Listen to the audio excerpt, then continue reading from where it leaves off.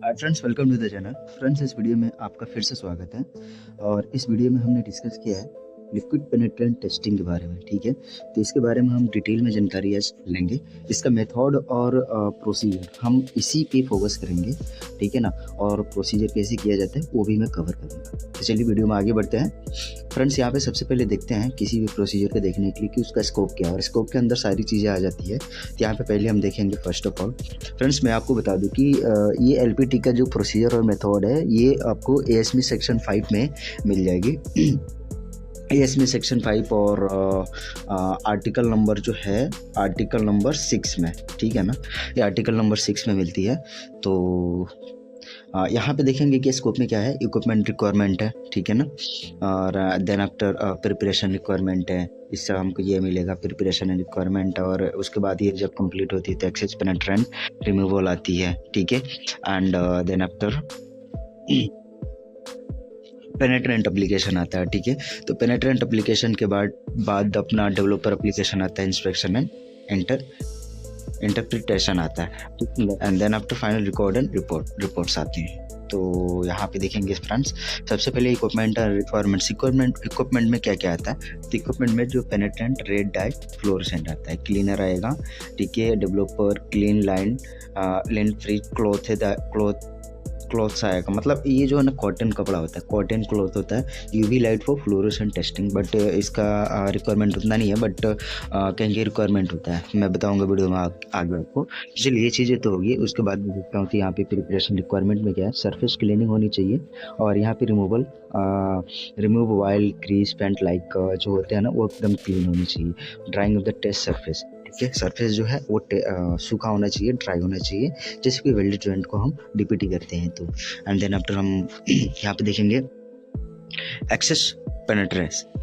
तो फ्रेंड्स यहाँ पे देखेंगे कि उसके बाद जो एक्सेस पेनिट्रेशन है, पेनिट्रेंट है, उसको रिमूवल करना होता है, ठीक है ना। तो जो एक्सेस पेनिट्रेंट देन आफ्टर फ्रेंड्स, उसके वजह से पेनिट्रेंट जो है, पेनिट्रेंट का एप्लीकेशन उसमें हम डबल टाइम देंगे। पेनिट्रेंट यानी कि जो रेड पेनिट्रेंट होती है उसको अप्लाई करने के बाद से हमको 5 मिनट से 30 मिनट का हम डबल टाइम देते हैं। जनरली यहाँ पे 10 मिनट का भी टाइम दे सकते हैं। एंड देन आफ्टर हम उसको क्लीन करेंगे। एंड देन आफ्टर जब पेनिट्रेंट एप्लीकेशन अप्लाई हो जाता है उसके बाद से हम डेवलपर अप्लाई करेंगे, ठीक है ना। तो डेवलपर अप्लाई करने के बाद भी उसमें हम डबल टाइम देते हैं। तो डबल टाइम देने का मतलब है कि उसमें अच्छे से वो पेनिट्रेंट हो जाएगी, और डबल टाइम उसमें जो फ्लॉज एंड डिसकंटिन्यूटी है उसको हम अच्छे से देख पाएँ। तो इंस्पेक्शन एंड इंटरप्रिटेशन क्या है, यहाँ पे हम देखेंगे उसमें क्रैक, पोरोसिटी, डिफेक्ट्स, किसी लाइक पोरोसिटी जो है, रेड लाइन शो हो रहे हैं, lake of fusion like incomplete penetration, undercut होता है तो उसमें शार्प थीन लाइन होती है, हाँ। उसके बाद से fluorescent indicate under UV light, तो फ्लोरोसेंट पेनिट्रेंट होती है। तो ये इसका जो हम यूज़ करते हैं ना, ये लाइट का सारे यूज़ करते हैं ताकि प्रॉपर विजिबल नहीं होता है, यानी अंधेरा है उस टाइम में अगर डीपीटी करते हैं तो इसका ज़रूरत पड़ता है यूवी लाइट का। इसलिए हम आगे देखते हैं यहाँ पे records and report. And then after DPT होने के बाद से, इंस्पेक्शन कंप्लीट होने के बाद से हम उसका रिपोर्ट बना देते हैं डीपीटी फॉर्मेट पे। चलिए हम एक एक करके हम आपको प्रोसेस बताते हैं, ठीक है। फ्रेंड्स, यहाँ पे surface cleaning first of all DPT करने जा रहे हैं।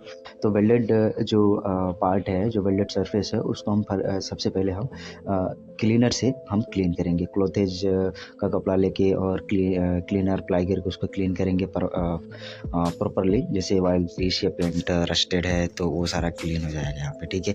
और ये चीज़ें कंप्लीट होने के बाद से, ये अपना स्टेप फर्स्ट था। हम स्टेप 2 में देखते हैं। तो अगर ये क्लीन हो जाएगा उसके बाद से हम पेनिट्रेंट अप्लाई करेंगे, रेड वाला पेनिट्रेंट अप्लाई करने के बाद से उसमें जो भी रेड डाई फ्लोरोसेंट होगा वो सरफेस पर अप्लाई किया जाएगा। तो इसमें क्या है कि जो फ्लॉज, डिसकंटिन्यूटी या फिर अंडरकट होगी उसके अंदर जो है ये रेड पेनिट्रेंट हो जाएगी, उसके अंदर चली जाएगी। एंड देन आफ्टर हम स्टेप 3 में क्या करते हैं, डबल टाइम देते हैं, ठीक है। तो पेनिट्रेंट अप्लाई करने के बाद से हम उसमें डबल टाइम दे देंगे 7 से 10 मिनट का, वट एवर। तो 7 से 10 मिनट, मैक्सिमम 10 मिनट का हम उसमें डबल टाइम देंगे। और डबल टाइम देने का मतलब उसको वैसे ही छोड़ देंगे। और 10 मिनट के बाद से क्या करेंगे, स्टेप 4 में आप समझते जाइएगा। तो स्टेप 4 में क्या है कि एक्सेस पेनिट्रेंट जो है उसको रिमूव करेंगे। तो रिमूव कैसे करेंगे दोस्त, यहाँ पे हम एक कपड़ा लेंगे और कपड़े पे क्लीनर को थोड़ा लेंगे, अप्लाई करेंगे और कपड़े के माध्यम से हम उसको जो एक्सेस पेनिट्रेशन है पेनिट्रेंट है उसको उसको क्लीन करेंगे।